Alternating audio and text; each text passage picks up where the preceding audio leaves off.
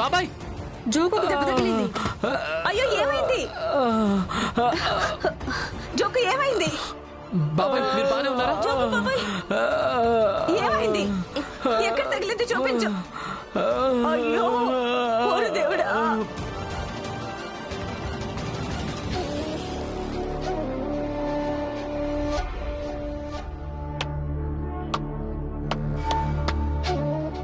అద్భుతం. ఏర్పాట్లు అద్భుతంగా ఉన్నాయి భీమరావు.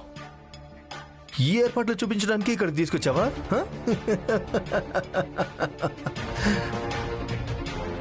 చాలా బాగుంది. ఇలాంటి ఏర్పాట్లే చేసుకో.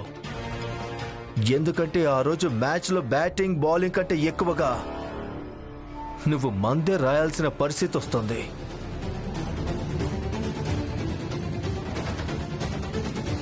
ఇక మీరందరూ ఎన్ని ప్రయత్నాలైనా చెయ్యండి, అసలు గెలవలేరు. అర్థమైందా? హితేష్, నువ్వు బంతి మెల్లగా విసురుండాల్సింది. తనకు దెబ్బ తగిలింది కదా. అరే చూడు దలియమ్మా, ఒకవేళ బంతి మెల్లగా విసిరితే ఇక అభ్యాసం ఎలా అవుతుంది? పైగా వాళ్ళందరూ ఇలాగే బంతి వేగంగా విసురుతారు. అప్పుడు ఇతను ఎలా ఆడతాడు?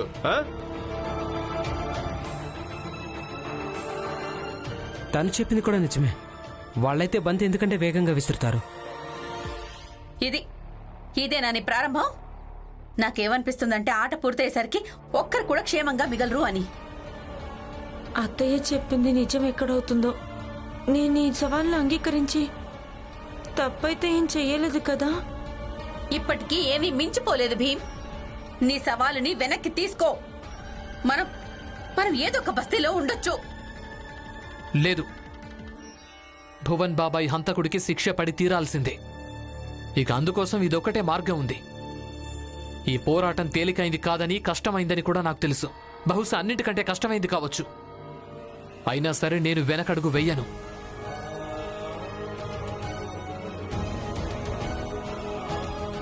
నేనిప్పటికీ చెప్తున్నాను, ఇప్పటికైనా ఎవరైనా వెనకడుగు వెయ్యాలి అనుకుంటే వాళ్ళు వెనక్కి తప్పుకోవచ్చు.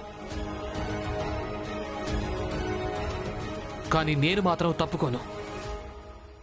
నేను చివరి శ్వాస దాకా తప్పుకోను. పోరాడతాను, అలాగే గెలుస్తాను కూడా.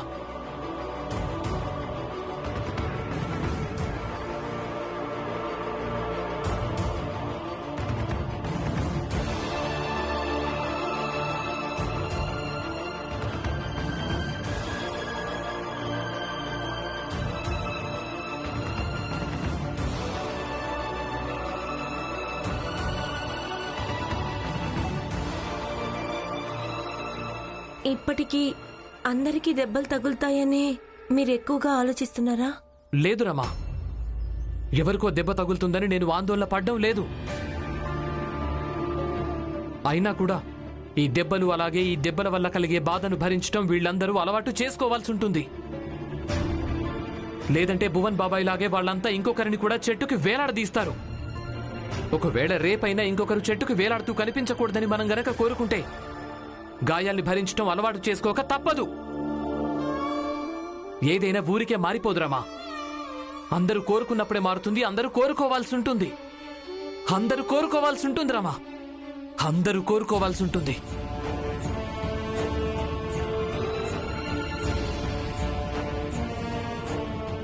నాకు ఎందుకు భయమేస్తుంది?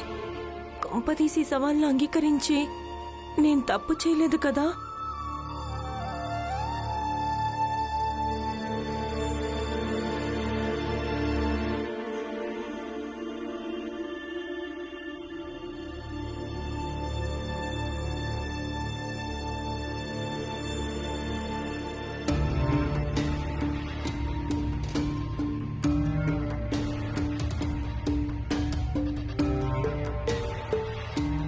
హితేష్ అన్నా, హితేష్ అన్నా,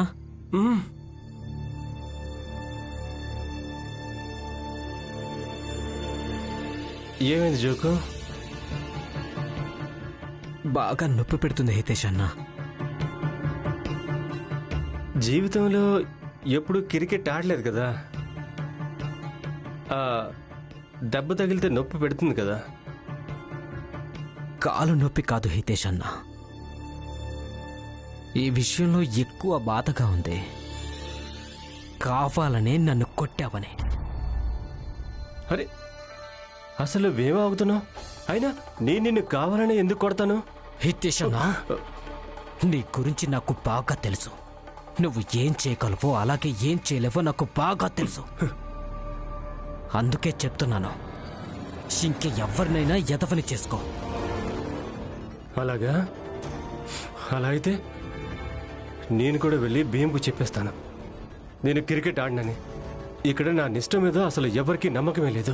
నీ నిష్ట గురించి పట్టించుకునే వాళ్ళు ఇక్కడ ఎవ్వరూ లేరు. నాకు కేవలం తెలిసింది ఒక్కటే, ఈసారి నేను మన ఇంటి కోసం పోరాడాలని.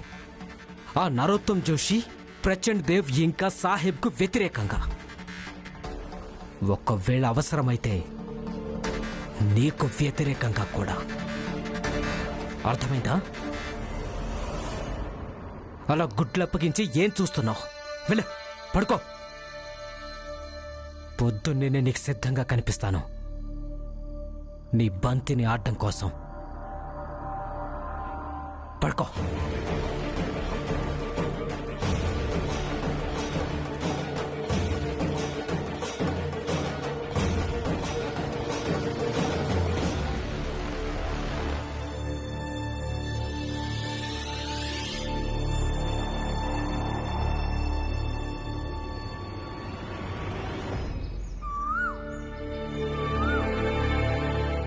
ఒకటి, 2, 3, 4, 5, 6, 7, ఇంకా నన్ను కలిపితే 8.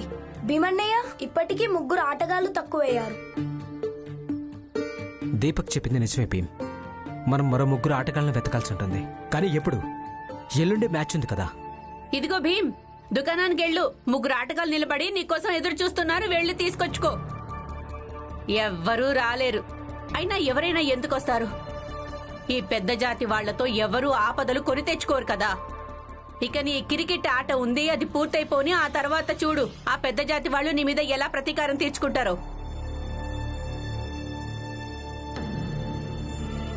జిజాబాయ్, నువ్వు ప్రతిసారి నీ రక్తాన్ని ఎందుకు మరిగించుకుంటావు?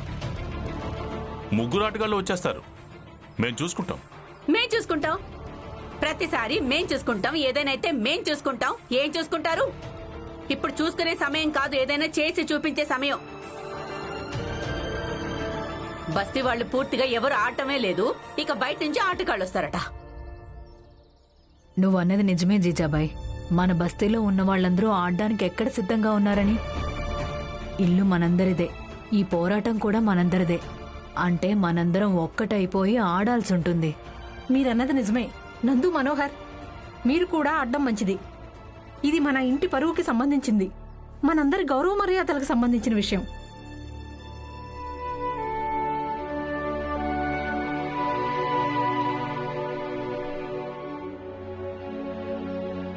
మేమిద్దరం భీమ్కు ముందే చెప్పేశాం. మేము ఇద్దరం ఒకవేళ ఆడితే భీమ్ తరపునే ఆడతాం.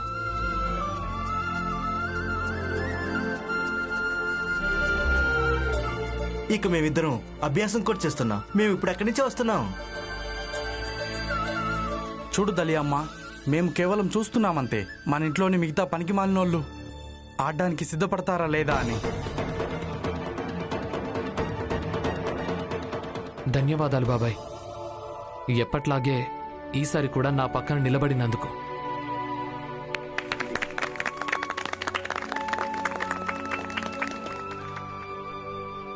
భీమ్, వీళ్ళిద్దరైపోయారు. కానీ ఇప్పటికీ ఒక ఆటగాడు తక్కువ ఉన్నాడు. తనెక్కడి నుంచి వస్తాడు? ఏంటి?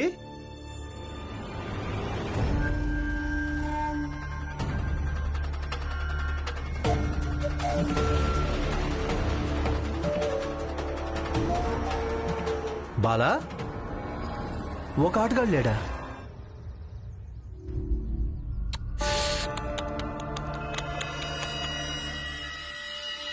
భీమరావు, క్రికెట్ నియమాలు తెలుసు కదా. ఒకవేళ ఒక ఆటగాడు టీంలో లేకుంటే అప్పుడు ఆడకుండానే టీం ఓడిపోతుంది.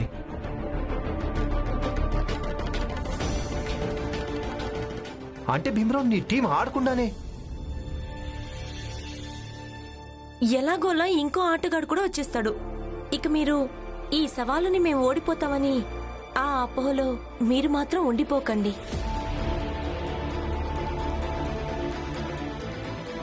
పదండి, ప్రాక్టీస్ చేద్దాం.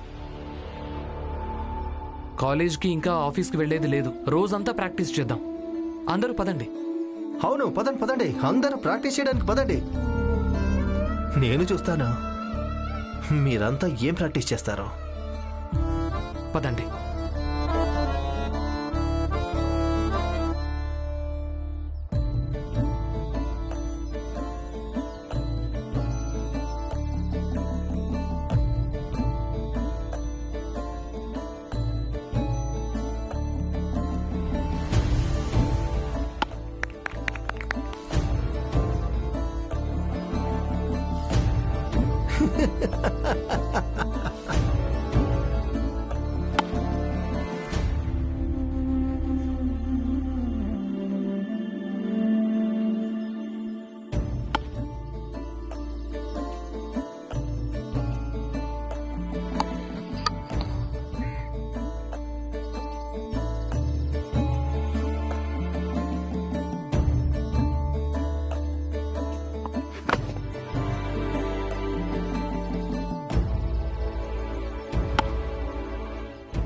అయ్యో వద్దు, ఆగండి బాబాయ్. అక్కడ ఎవరున్నారు వాళ్లే పరిగెత్తాలి. ఇక్కడ ఉన్న వాళ్ళు అక్కడికి వెళ్ళకూడదు. అందరూ ఒకే వైపు పరిగెత్తకూడదు. అందరూ వచ్చేయండి, రండి.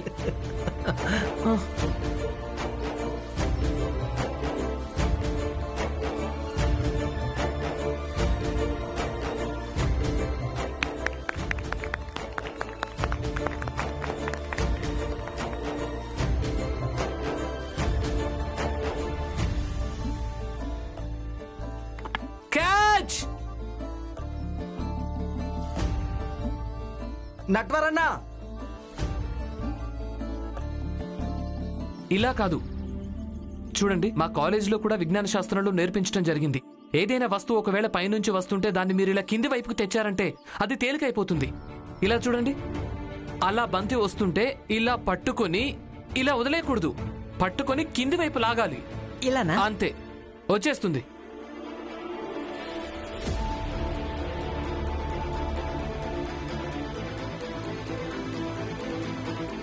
క్యాచ్!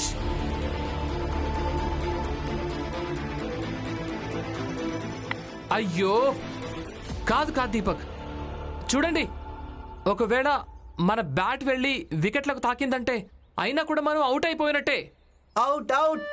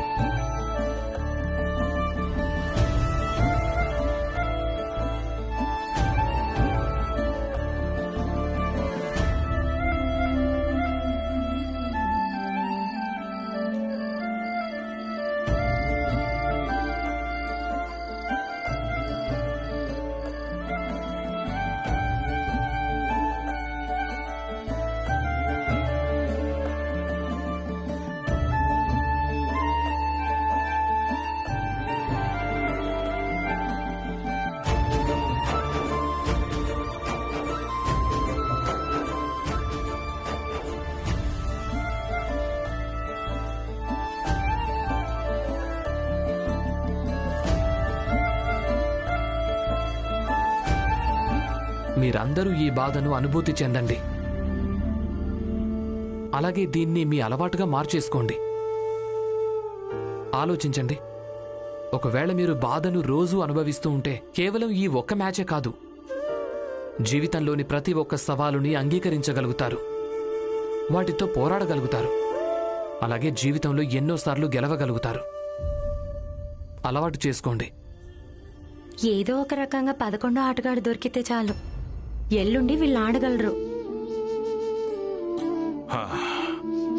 పదండి, ఈ రోజు నేను మీ అందరికీ ఒక మంచి భజన వినిపిస్తాను. భజన వింటే బహుశా మీ అందరి బాధ కొంచెమైనా తగ్గుతుందేమో.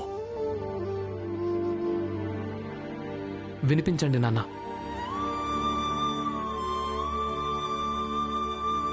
అన్నయ్య మీరెక్కడికి వెళ్తున్నారు?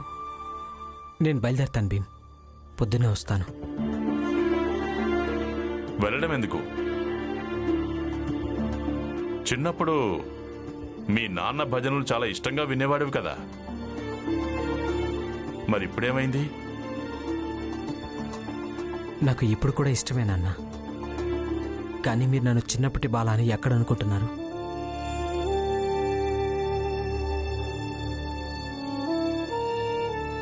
అన్నయ్య,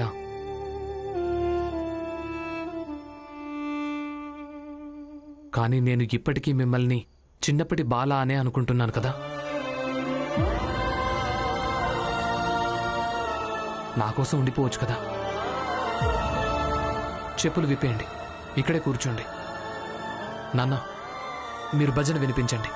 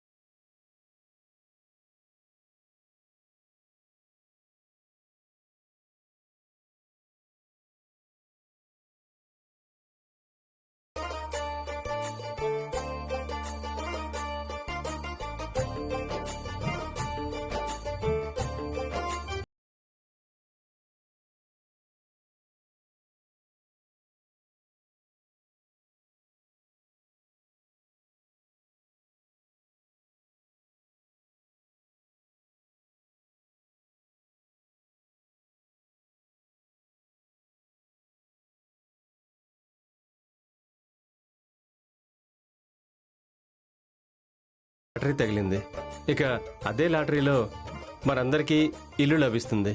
ఈ రోజు సాయంత్రం కల్లా అందరూ ఇల్లు ఖాళీ చేసి తీరాలి. ఇదే మీ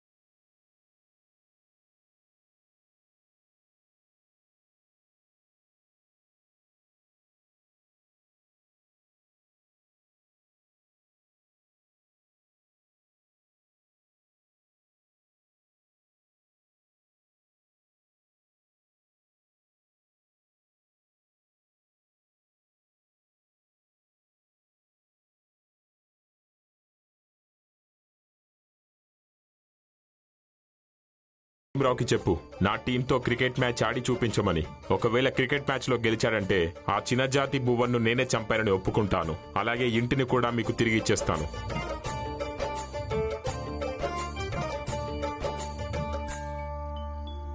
ఈ బాల ఇంతవరకు రాలేదేంటి? తనకు 11వ ఆటగాడు దొరికాడు లేదో. మనం అభ్యాసం చేయడానికి ఆలస్యం అవుతుంది.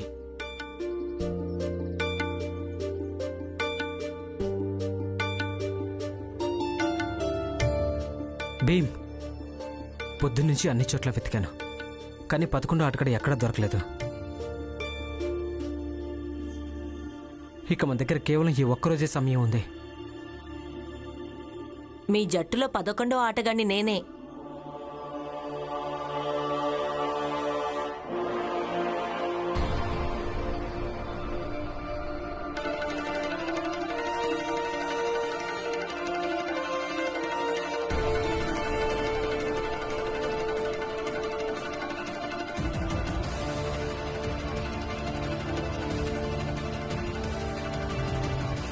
ఎవరు నువ్వు? ఇది ఒక ఆట కాదని, ఒక పోరాటమని నాకు తెలిసింది. నేను ఈ పోరాటంలో పాలు పంచుకుందామని వచ్చాను. నేను కూడా చిన్న జాతి వాణ్ణే. ఈ పోరాటం నాది కూడా. చూడు భీమ్, మనకు మన 11వ ఆటగాడు దొరికాడు.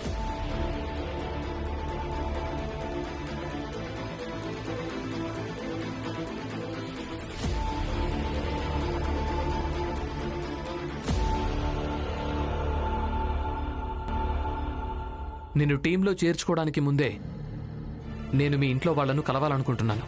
ఎందుకు? ఆడేది నేను కదా, మా ఇంట్లో వాళ్ళని ఎందుకు కలవడం? తనన్నది నిజమే కదా భీమ్.